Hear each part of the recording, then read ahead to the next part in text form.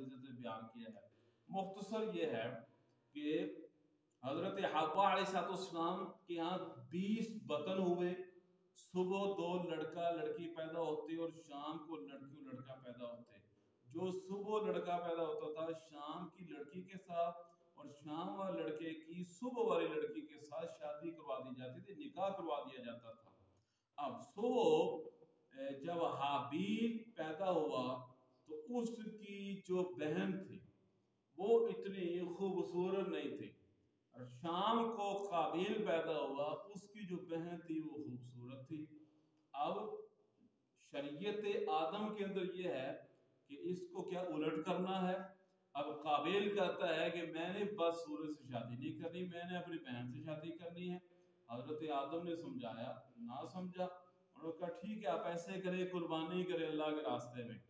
اس time ترتیب یہ تھی کہ ذبح کر کے کسی چیز کو، کوئی بھی جو حابیل تھا اس سے بہترین قسم کا مینڈا وہ پیش کر دیا۔ یہ جو قابیل تھا یہ کاشتکاری کا کاروبار کرتا تھا، اس سے ایسے نکمے قسم کے دانے لے کے آ گیا، جنگل کے اندر رکھ کے آ گئے۔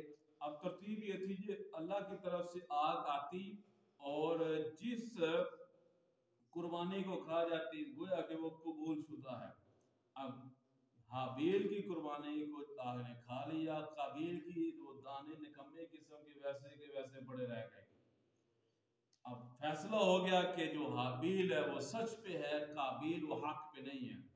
اس نے آگے سے کہہ دیا لَأَقْتُلَنَّكَ، میں ضرور تم کو قتل کروں گا۔ اس نے کہا ہاتھ سے آگے بڑھائیے، انما يتقبل اللہ من المتقین، جو متقی پرہیزگار ہوتا ہے اللہ اسی کو قربانی کو قبول کرتے ہیں۔ بالآخر اس نے پھر ان کو شہید کر دیا، قتل کر دیا، اور اسی بہن کو اپنی لے کے ساتھ دور چلا گیا اور شادی کر لی۔